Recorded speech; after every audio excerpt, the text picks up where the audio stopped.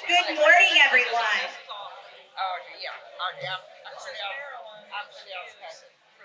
This is part of the participatory moment of the morning. So let's try to, you can tell I'm a former director of congregational learning when I start off by saying, good morning, everyone. And expect a Boker Tov back. Okay, so the coffee has arrived, the bagels are here, hopefully we're being well fed. The kibitzing is continuing. And now it's time for us to get the show on the road. So that hush falls over the crowd. I won't do that to you. But it is my pleasure to welcome you this morning as the new executive director. My name is Barry Kaplan-Schweitzer, and I am the new executive director of the Dallas Jewish Historical Society. Thank you. I also have the honor this morning of saying that we are, if you're wondering what we do and who we are the keeper of the Dallas Jewish of the Dallas Jewish stories. What does that mean? Well, whether you are here as a fourth or fifth generation Texan, or whether you are brand new, you're making Dallas Jewish history. And so today, we are honoring a woman who was part of that history. I'd like to acknowledge we have a lot of folks in the room who are here to honor our friend, Debra Polsky. So of course, we have her sister and her sister's partner, Sharon, who is here. We have neighbors and cousins who are here. And of course, our own city councilwoman, Janie Schultz, and her husband, Ron, are here. There are so many who warm this room and who fill the heart, and of course their daughter Dahlia, who fill our hearts with love for this great lady. And of course, we have our partners who have made this program available today, those leaders from Tiferet, Israel, and those fabulous folks from the Texas Jewish Historical Society. Can we have a round of applause for everyone who's here? Thank you all for making this possible. We get stronger when we tell these stories together and we make the community grow with each other. For a decade, Debra Polsky had been the face of the Dallas Jewish Historical Society. The path which led Debra to Dallas was an interesting one, gaining countless years of invaluable Jewish leadership experience along the way. Debra was born in New York and raised in Chattanooga, Tennessee, where she was very active in the B'nai B'rith Youth Organization and Young Judea. After graduating from the George Peabody College of Vanderbilt University, she returned to her hometown where she taught elementary education while simultaneously working at the Chattanooga JCC.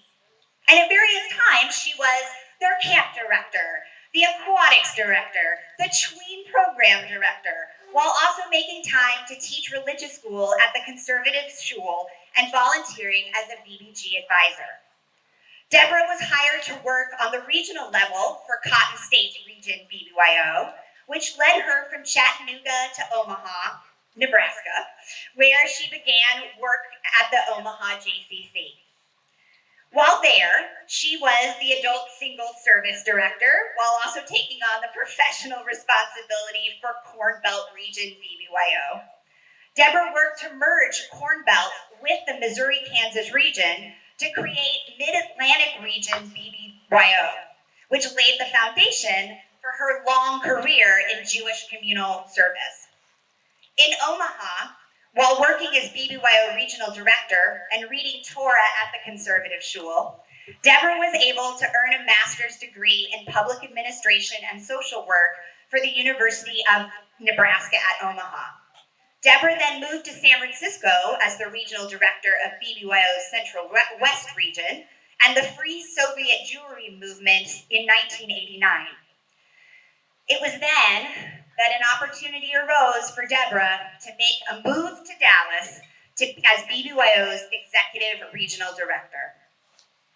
And that is when I had the great fortune of meeting my mentor and friend.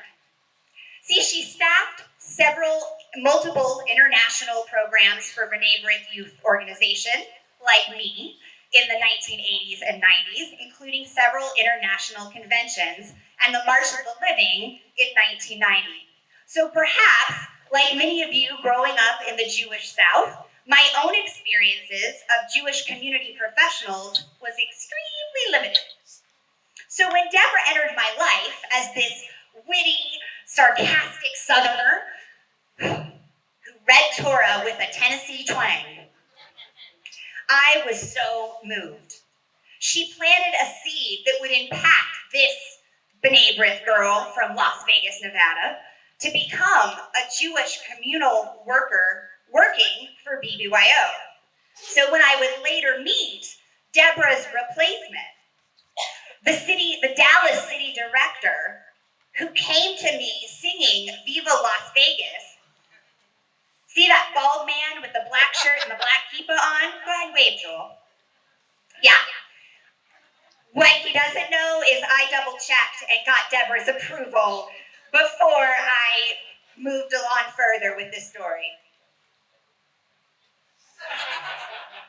Which, in case if you couldn't hear the loud mouth, he did say that that's not true because Debra would have never given it, but she did. I remember celebrating Debra when she began her role at DJHS. Her enthusiasm and passion for Jewish history could light up a room stronger than a Vegas neon sign. And once in that position, Debra got right down to work. She began developing strong professional relationships between DJHS and several Dallas Jewish secular and cultural organizations, improving outreach with the community. This resulted in a historical marker that we got the privilege of installing in November. She enhanced the Oral History Project, where hundreds of interviews have been added to the collection. She was instrumental in preserving the Blue House, a historic Jewish dwelling that was saved from demolition and relocated. She applied and received numerous grants and fostered a deep love of Jewish Dallas and the mission of DJHS. And she devoted herself to her work. With Debra's leadership and support as the DJHS executive director, it is clear that she provided a solid backbone on which to grow the agency into the powerhouse that she always envisioned. And as if that wasn't enough to fulfill her days, she also found time to work or volunteer for so many other local organizations, including synagogues like Tiferet and the JCC and the Dallas Association of Volunteers, all the while teaching for over 25 years at the Florence Melton Adult Mini School through the JCC. Her passing came so swiftly and unexpectedly. My husband Joel had dinner with her the night before she died, and she was in the best of spirits. As we've been going through her archives, we managed to find lots of her song lyrics. So as I spent time with her in BBYO, one of the best things that I got to see about Debra was when she would pull out her guitar and play folk music. So when Jessica and I both saw this lyric, and we read this, and we were in tears, we thought it might have been Debra's own. Actually, it was Judy Collins. But in all sense, Judy Blue Eyes speaks in Debra's honor. What I'll give you since you asked is all my time together. Take the rugged sunny days, the warm and rocky weather. Take the roads that I have walked along, looking for tomorrow's time, peace of mind. As my life spills into yours, changing with the hours, filling up the world with time, turning time to flowers. I can show you all the songs that I never sang before. We have seen a million stories lying by the water. You have climbed the hills with me to the mountain shelter, taken off the days one by one, setting them to breathe in the sun. Take the lilies and the lace from the days of childhood, all the willow winding paths leading up and outward. This is what I give. This is what I ask you for, nothing more. Zikrona livrocha, may my dear mentor's memory always be for a blessing. With that, I would like to introduce our past president and incredible leader, Stuart Rosenfield, to share some additional words.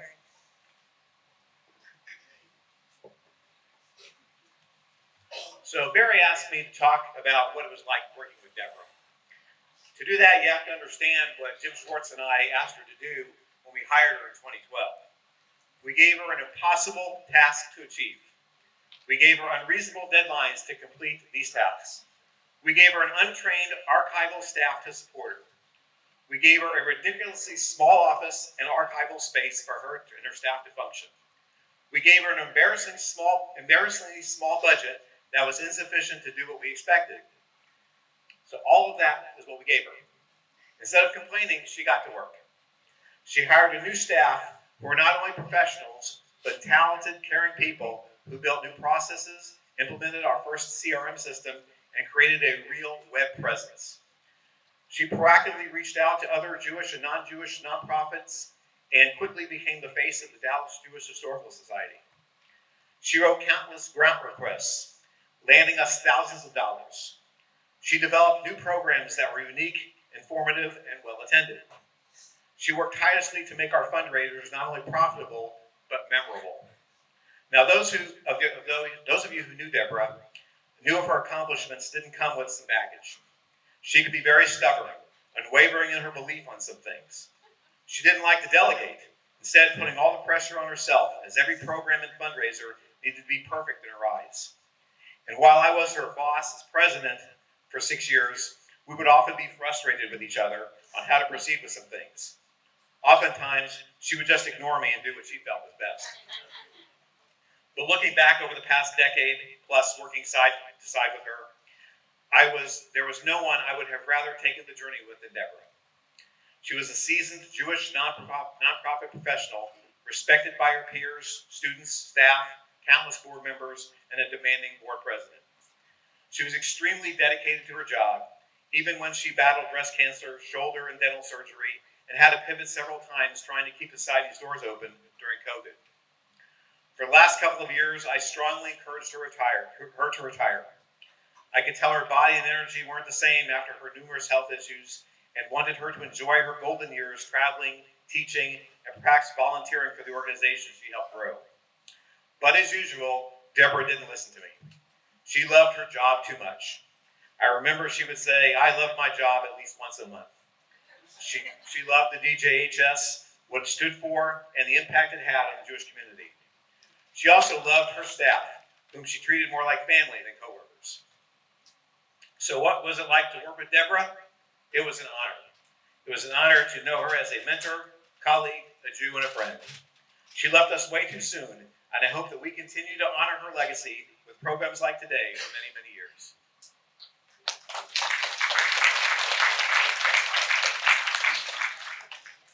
Next up, I'd like to introduce, as I stand right in front of the state, so much of today would not be possible without our coworker, our incredible archivist, Jessica Schneider Adams.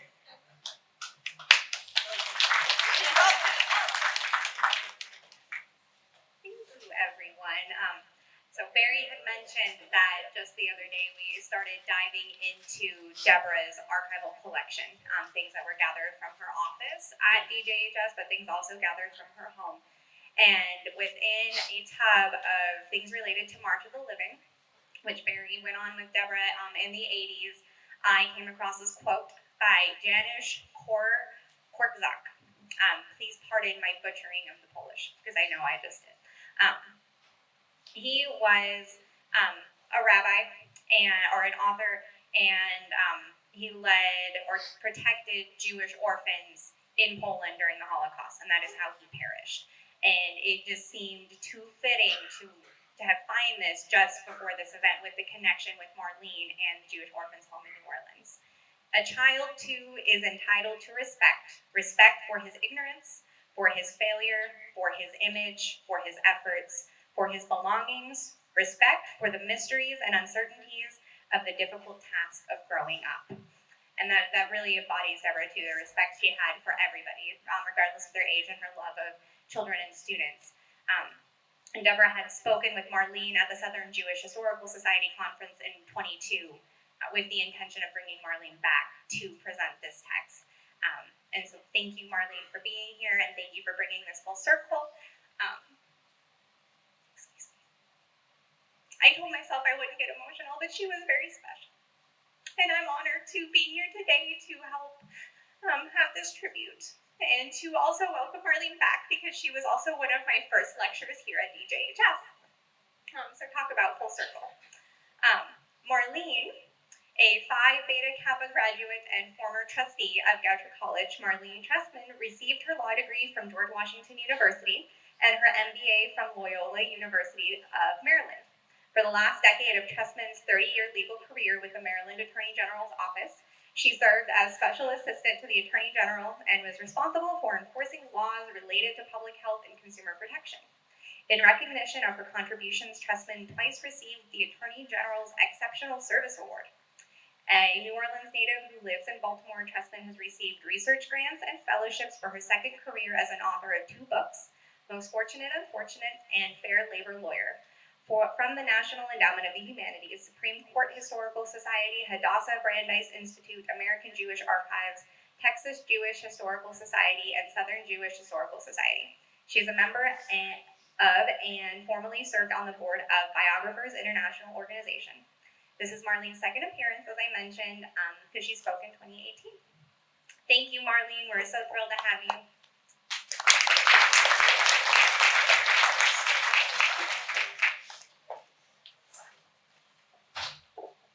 Good morning. It's really an honor to be here, and I'm privileged to say that Debra was a friend of mine, and so I want to do justice to her today. So I'm also going to ask for your indulgence. We're going to see if dimming the lights just a little will bring this up a little darker. If you can also move closer.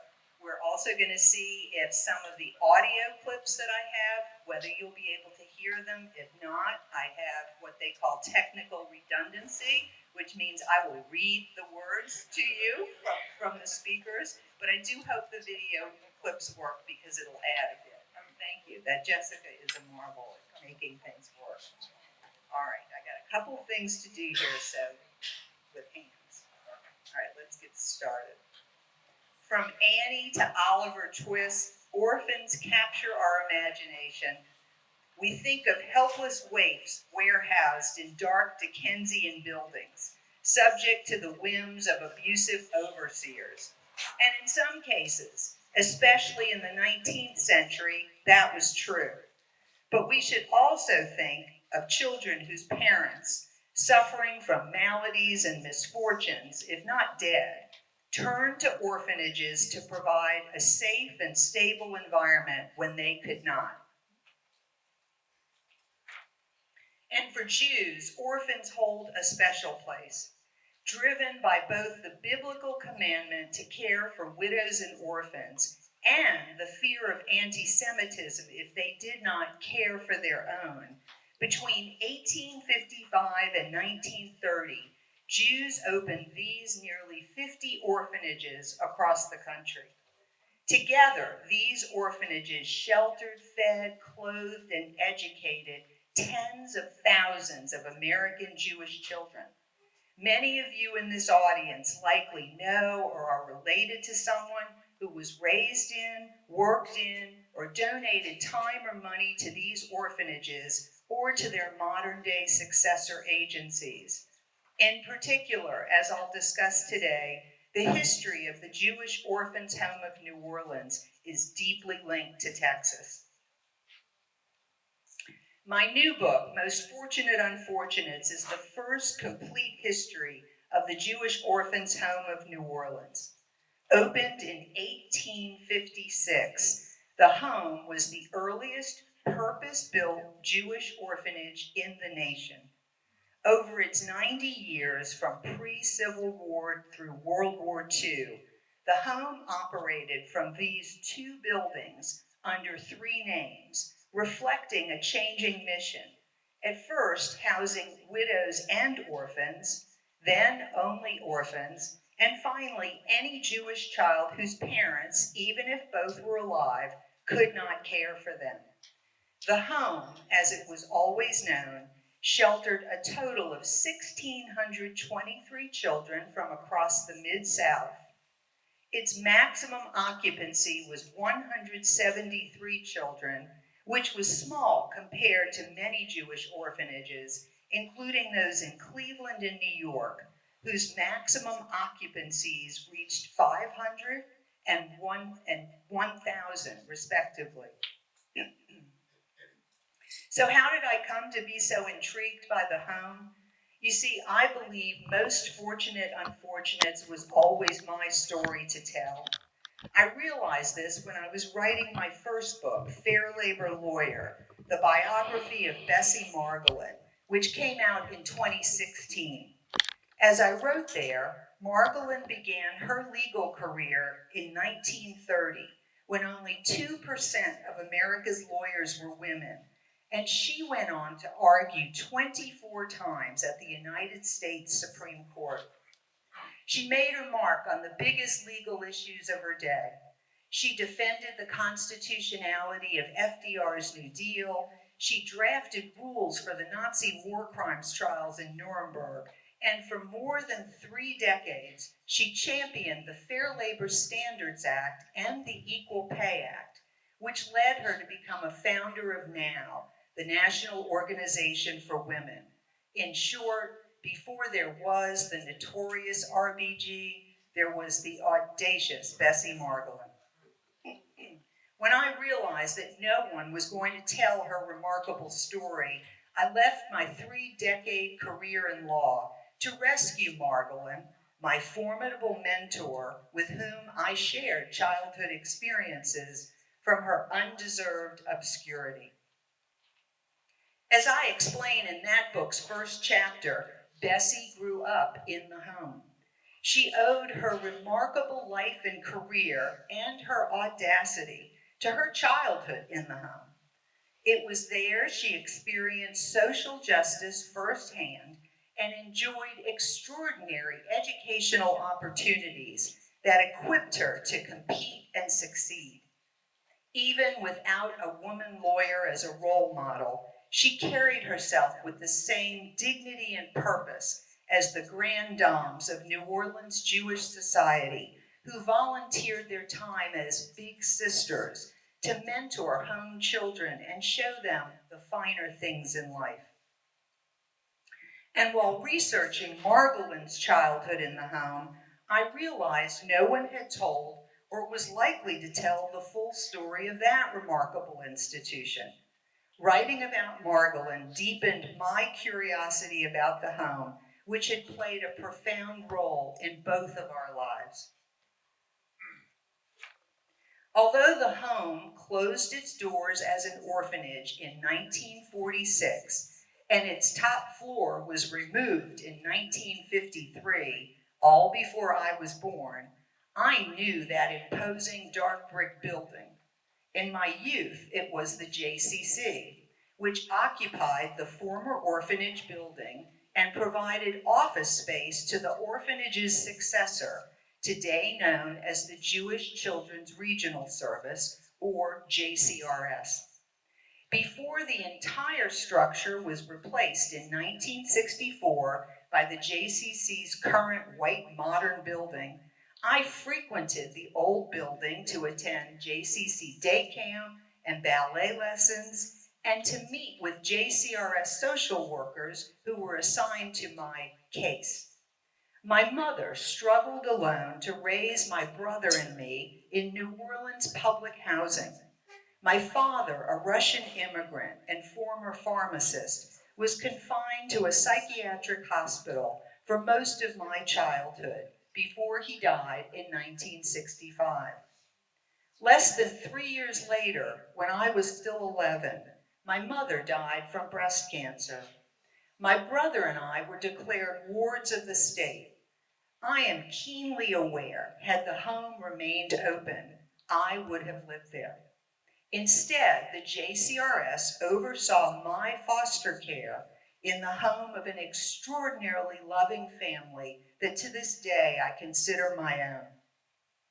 Moreover, I may be the only Jewish orphan who, after the home closed, was admitted to the Isidore Newman School pursuant to an agreement that the prestigious prep school would continue to educate any qualified child who became a ward of the home.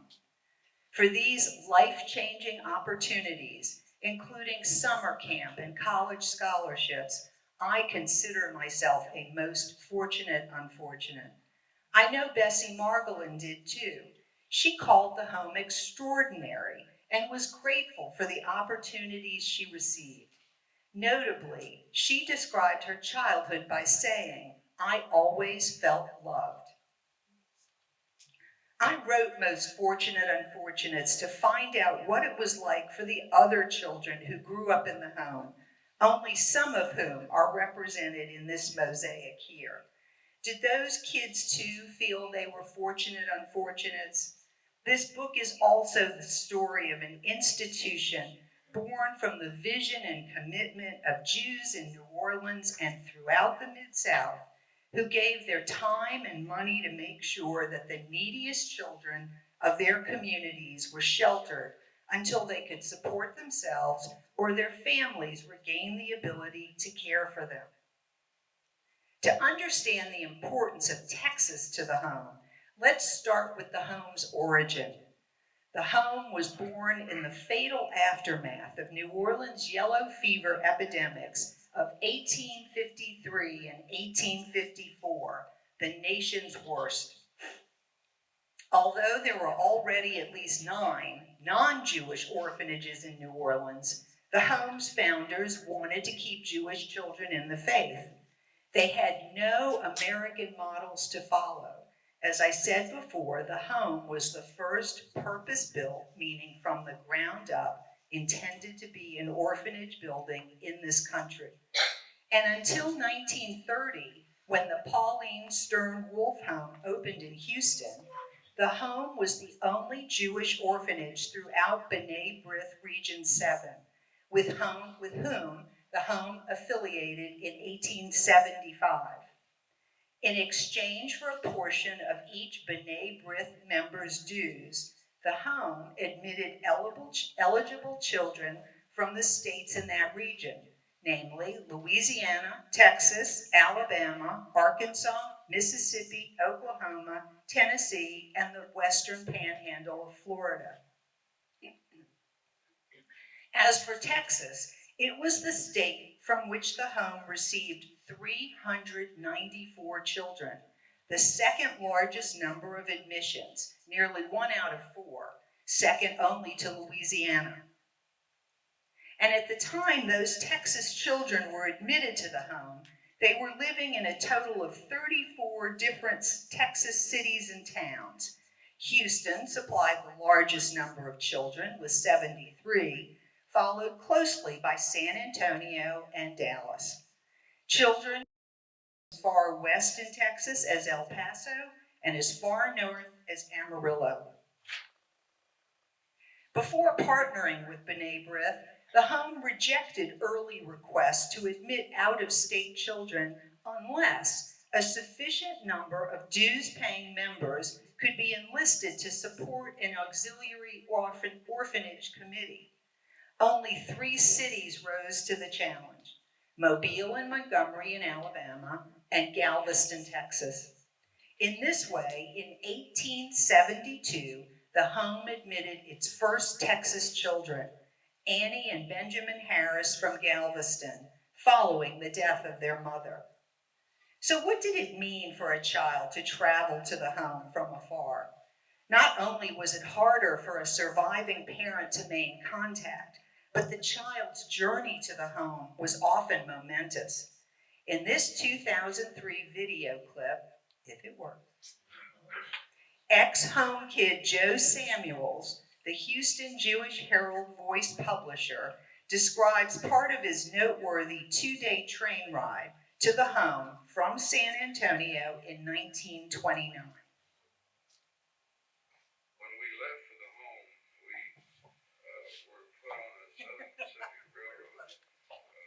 When we left for the home, we were put on a Southern Pacific Railroad train, and when we hit the Mississippi River, there were no bridges in those days, so there was a barge that the train rolled onto, and it took you across the Mississippi, and then the train then was taken off the barge, and you went to the station, and that's how we entered New Orleans.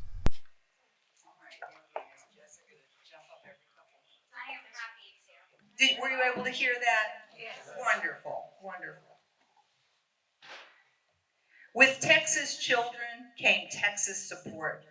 Take a look, for example, if you can see, at these pages of the Home's annual reports from 1896 and 1899, which give a sense of the investment of Texas in the Home's children.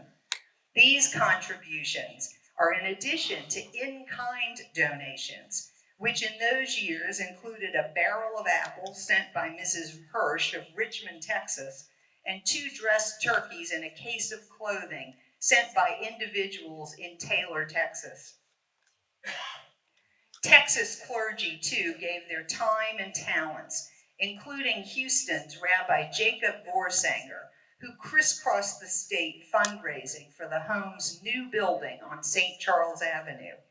In 1886, when he was honored as the Home's first out-of-state anniversary orator, Rabbi Vorsanger pledged the help of the Israelites of the Lone Star State in completing the building's construction, and they came through.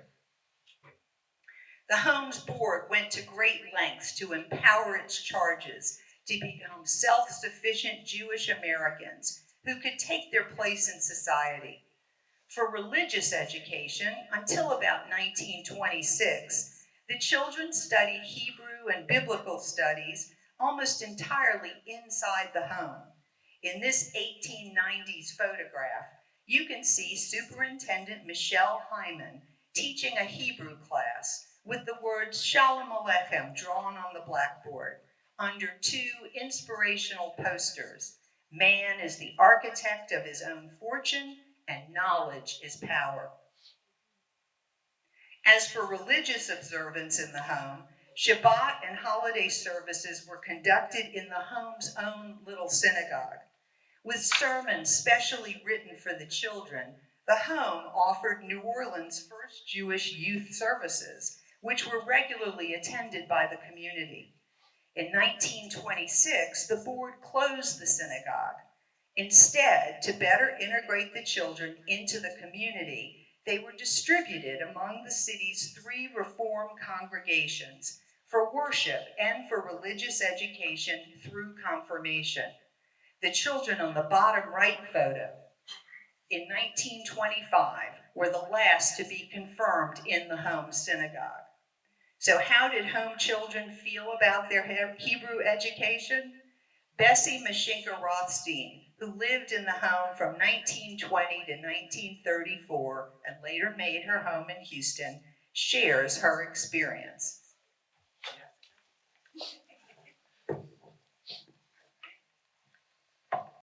Now they tried to have a teacher that would come to try to teach us a little Hebrew. And I was like taking Hebrew. And some of the boys were terrible with the teacher.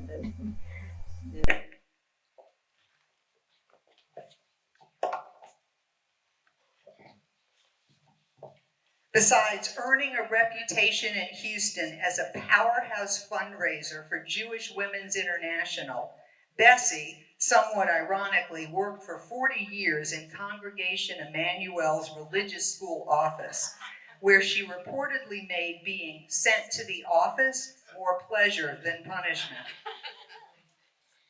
As for secular studies, over the home's first 50 years, the older children attended public school, except for occasional interruptions, such as during the Civil War and frequent epidemics.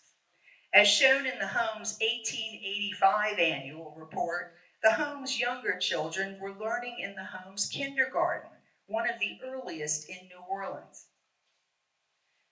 During Superintendent Hyman's tenure, the home's kindergarten trained some of the city's earliest kindergarten teachers. Notice the divided and concentric circles on the floor, trust me, they're there, which were actually painted in bright primary colors. At the time, this was a novel device to stimulate the children's senses and encourage physical movement. Once its kindergarten was established, the board turned its attention to the older children, whom they believed were not being adequately prepared in the public schools to overcome life's hurdles after their discharge. The most well-known aspect of the home's secular education and an enduring legacy for the city and for me was the Isidore Newman School, which the home opened in 1904 as the Isidore Newman Manual Training School. As reflected by the large M's on the girls' sweaters, the school was known as Manual well into the 1930s. With crucial financing provided by philanthropist Isidore Newman, the school was pioneering for several reasons. It was the first manual training school in the city and state of Louisiana. To be clear, manual training was not mere vocational training. Instead, the innovative pedagogy emphasized academic subjects such as math and history as much as handiwork, such as home economics and woodworking. Hence the Newman motto, which thrives to this day, discimus agere agendo, we learn to do by doing. The school's other pioneering aspect was that the board created it near but outside the orphanage to educate the home's children first, but also admitted, regardless of religion, other children, albeit at first only white children, whose parents paid tuition. In doing so, the creation of Newman School remains unique. It may represent the only such relationship in the country between a religious institution and a private, co-ed, secular, college preparatory school. Moreover, the benefits the board recognized from educating home children side by side with children of higher socioeconomic standing portended what leading economic researchers are only today fully comprehending, that meaningful connections across socioeconomic class lines promote long-term upward economic mobility and help disadvantaged youth to succeed. Although every home child attended Newman in the lower and middle school, not every home child could satisfy the school's academic rigors or was interested in a college education. Admitted from Houston in 1916 with her younger sister, studious Goldie Berger was among the home children who had no trouble completing her education at Newman. When she graduated in 1922, Goldie earned this little poem and sketch in Newman's senior yearbook and remained grateful to the home, writing in 1984 from Houston, where she married and raised a family, that she was unable to recount, quote, all the blessings and experiences that the wonderful home afforded me and my sister, Mickey. Pat Samuels, Joe Samuels' younger brother, who was in the home from 1929 to 1942, talks about his Newman experience, which was not quite as smooth as Goldie's.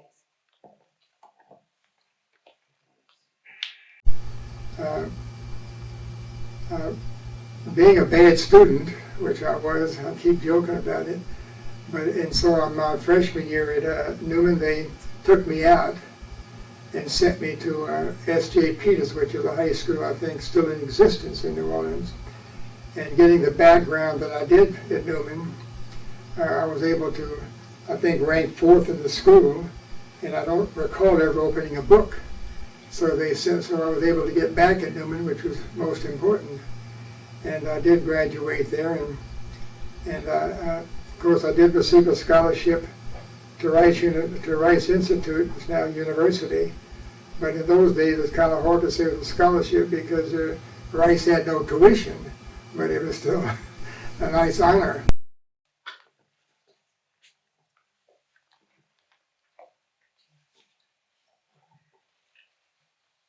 Throughout its years, the home's leaders embraced other innovations in child development.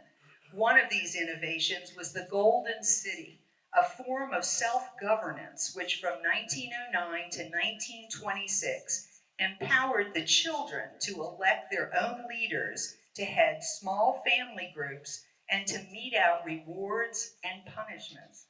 Besides winning accolades from the local community, the Golden City became a model for Cleveland's Jewish orphan asylum. A corollary to the Golden City was the proliferation of clubs, sports, and group activities, accommodating almost any interest or hobby. And the community took note.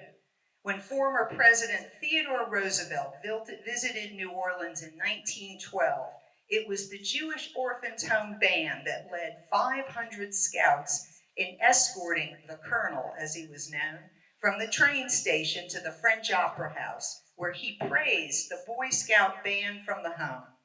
And although it's hard to imagine today if you know New Orleans, home children learned responsibility by raising sheep, goats, and even cows, in addition to rabbits, chickens, and guinea pigs, all in their backyard on gracious St. Charles Avenue. In 1920, Louisiana Governor John Parker paid the home's young ranchers a visit, eliciting both his praise for what he called a model institution and his promise that he would add a genuine nanny from his own stock farm. In 2004, from his home in Dallas, Earl Foreman proudly recalled his pets in the home, a privilege he was denied at the Catholic orphanage in Memphis, in which his widowed mother first briefly placed him and his sister Mildred, before admitting them to the home in 1919. In addition to his dog named Brother, Earl also raised guinea pigs and mice, some of which he sold to his wealthy Newman classmates with this interesting guarantee.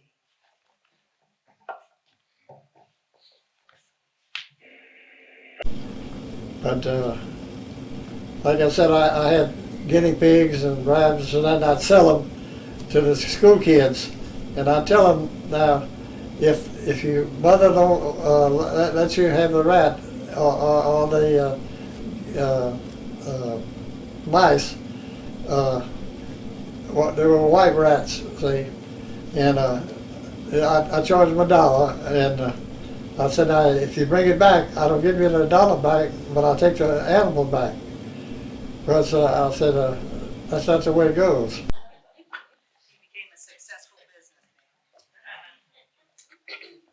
Oh, don't go too far.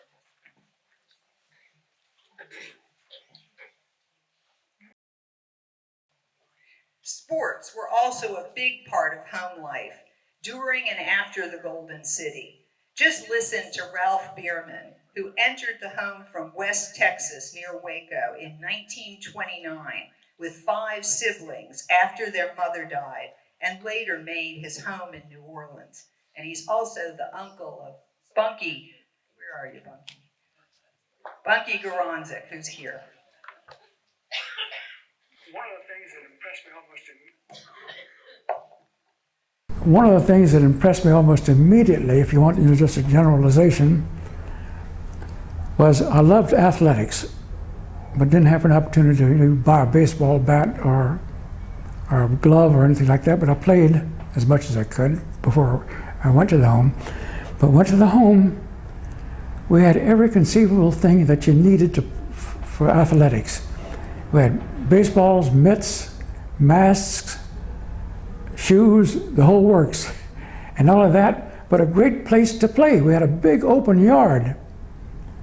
And boy, I was in my glory.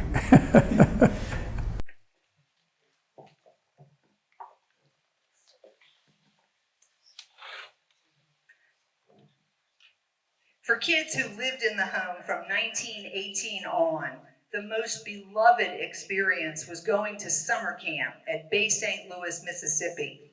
From the moment the children boarded the train for the 50-mile ride, itself a thrill, they were free from chores and rules. Swimming in the Gulf, fishing from a rowboat, and hiking through the woods nurtured what Superintendent Leon Vollmer called their physical, mental, and moral development. Fanny Mashinka Gerson, Bessie Rothstein's younger sister, who lived in the home from 1920 to 1932, described this home's summer camp this way. Show me where, so you don't have to keep jumping up. All right. We look forward to camp. We went to camp every summer. Every summer. Can you imagine? Bay St. Louis, Mississippi. It was wonderful. It really was. And I know if I hadn't been there, who was going to send me to camp every year and have fun? Who? There wasn't anybody that would send me.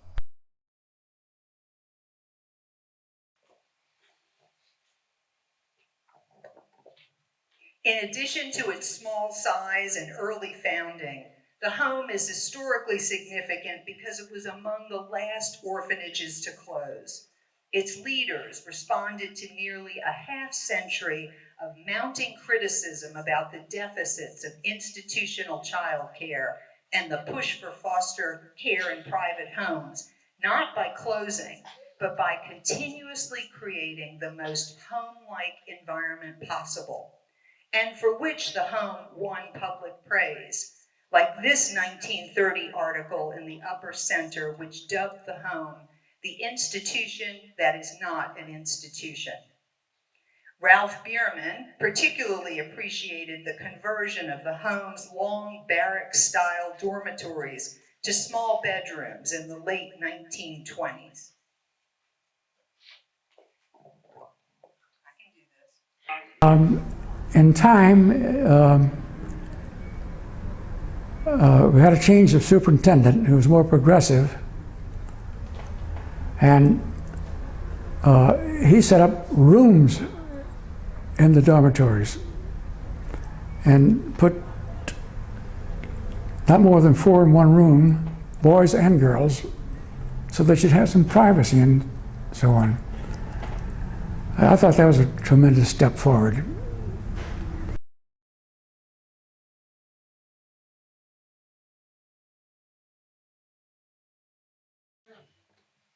Equally important to understanding Texas's ties to the home is the number of children who were discharged there, either returning to the state or being sent there for the first time, with Houston, Dallas, and San Antonio again leading the numbers. Texas also bears witness to the accomplishments of many home alumni who made the Lone Star State their permanent home. At the risk of offending many others, I will name only a few. When it comes to the newspaper business in Texas, these 4 home alumni who were discharged from the home between 1894 and 1934 left an indelible imprint. Isidore Moritz entered the home in 1884 with his 6 siblings, where he lived for 7 years and earned a reputation as a wild, disorderly child. After he returned to an aunt and uncle in San Antonio, Isidore traveled the country, stealing rides on freight trains before embarking on a 30-year newspaper career back in Texas, which included a stint as city editor for the Brownsville Herald before establishing the Mercedes Enterprise, the second English-language newspaper in the Rio Grande Valley, and then purchasing the McAllen Monitor and Willacy County News. A Rotarian and 32nd degree Mason, Moritz died in 1958 and was buried in Temple Emmanuel Cemetery in McAllen. Moritz's grandsons, Harvey and Calvin Wolf, live in Dallas today. Edgar Goldberg and Joe Samuels promoted the Jewish community in and beyond Houston through their work as publishers of the same newspaper, some 3 decades apart. Edgar founded the Jewish Herald in 1908 as Texas's first Jewish newspaper, a passion he pursued until his death in 1937. Joe bought the paper in 1973 and ran it until his death in 2011. Among their work for countless Jewish causes, both Edgar and Joe went to great lengths to support the home.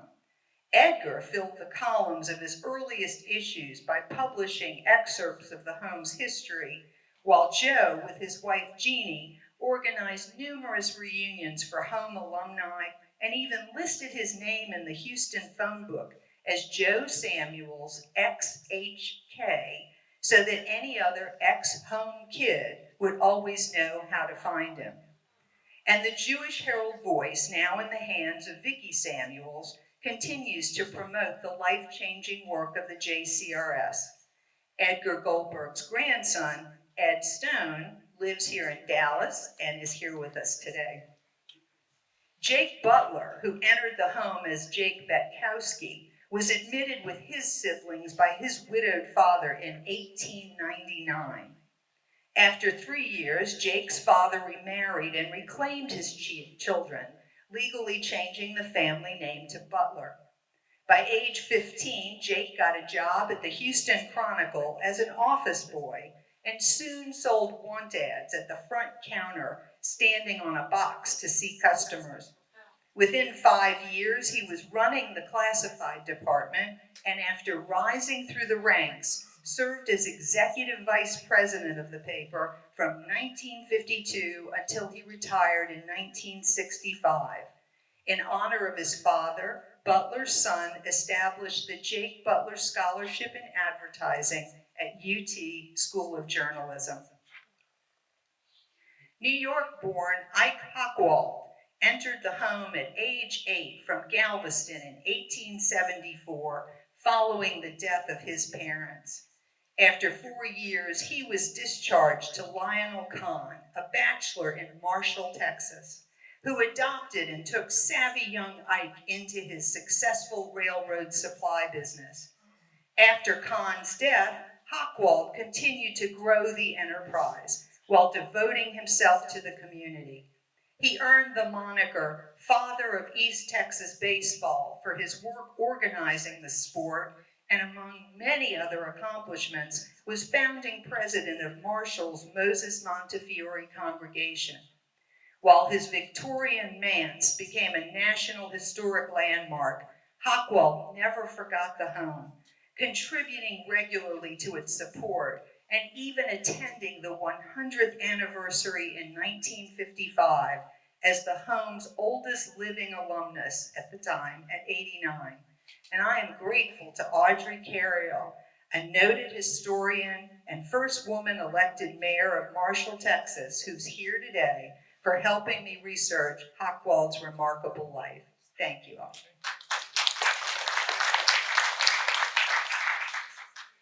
After the death of her Polish immigrant parents, Annie Rubenstein entered the home in 1885 at age 6 with her sister and brother.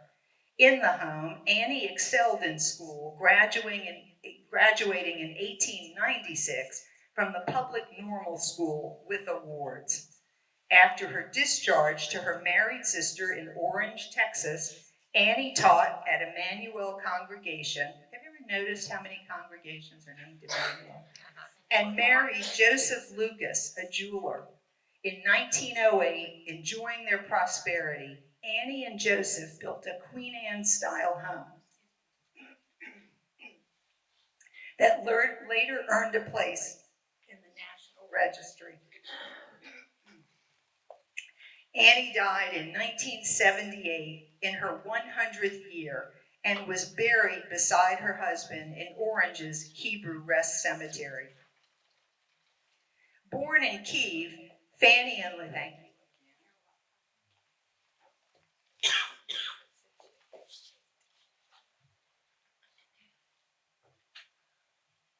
Born in Kiev, Fanny and Leah Hootman were admitted into the home in 1883 by their ailing mother, who lost her husband to a pogrom. After 3 years in the home, the girls returned to their mother in San Antonio. While raising their own families, Fanny and Leah distinguished themselves as community leaders. Fanny became president of the El Paso National Council of Jewish Women, aiding more than 200 European immigrants resettled in Texas through the Galveston movement. Leah, too, spent most of her adult life aiding others.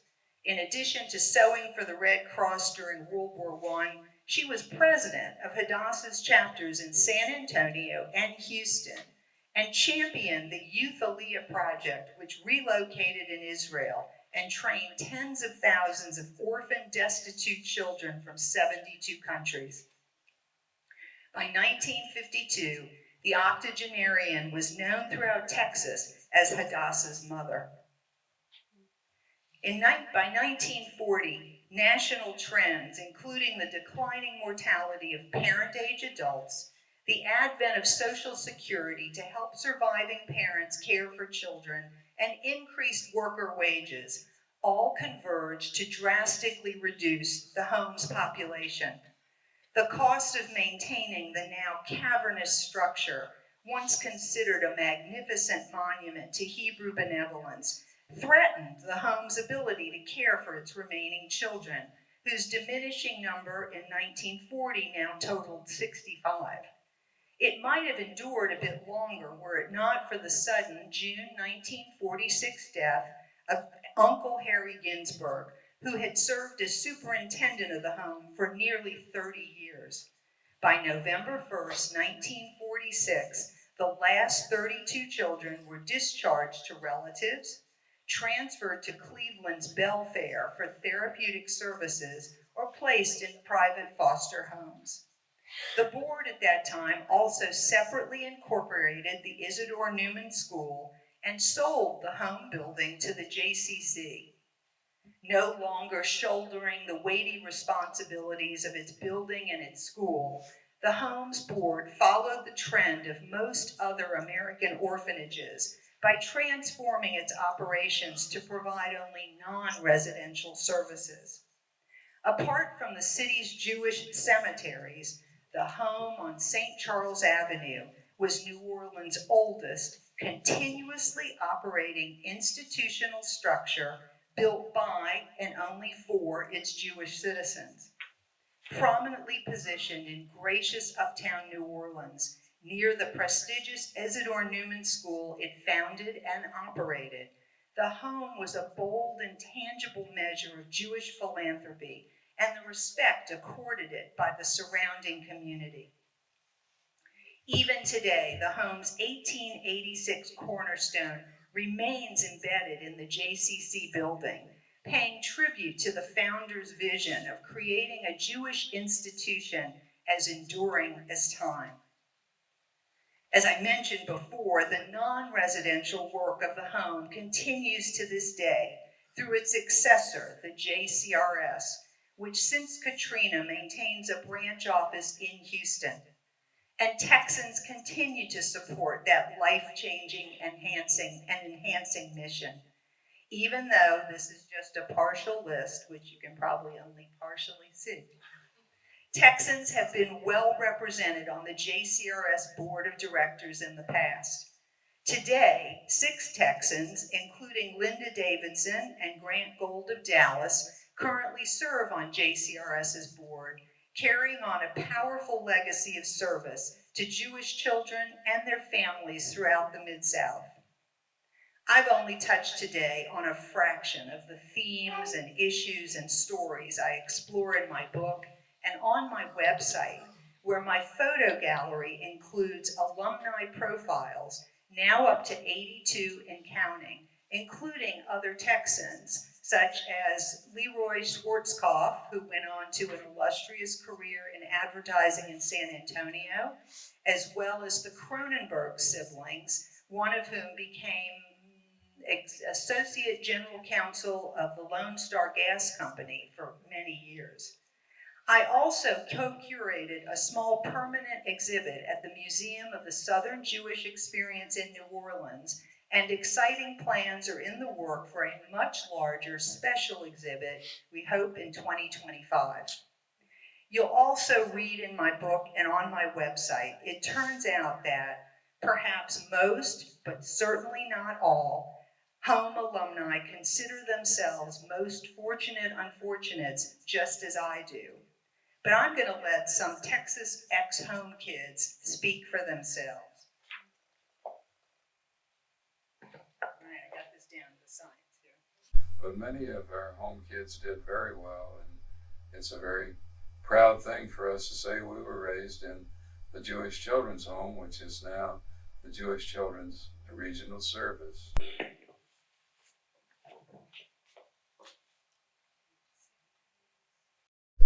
It was basically the best thing that could have happened to us at that time, because it gave us a good place to live, tremendous amount of friends that we have now for over 60 some odd years, plus a great education.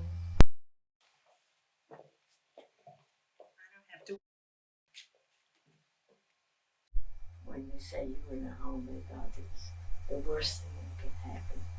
That the home, was not a good home and all that kind of stuff. But it just didn't go. It was. And I'm thankful that we were able to go there.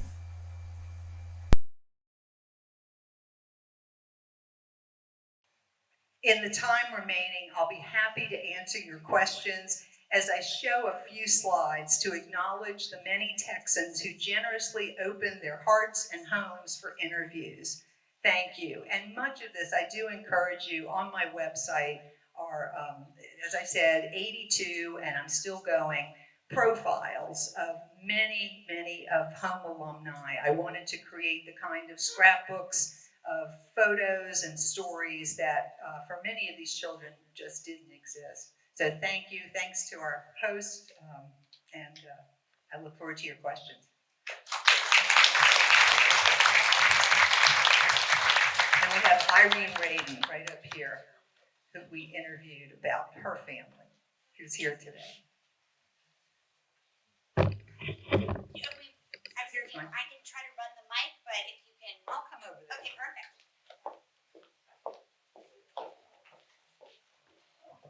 So you said that the cornerstone is there now. So is there a historical marker itself from the state? Funny you should ask. I was just contacted by someone who's interested in seeing whether they can get a historic marker. I don't remember what organization the person's with, but it was someone interested in preserving Jewish historic markers.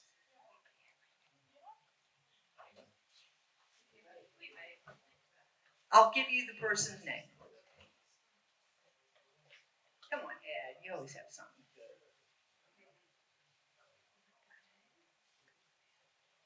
Any others? I thank you for your attention, and if you haven't, I'll be signing books over here, and you can always contact me if anything comes up. I'm reachable through my website. It's just my name, MarleneTrestman.com. Thank you.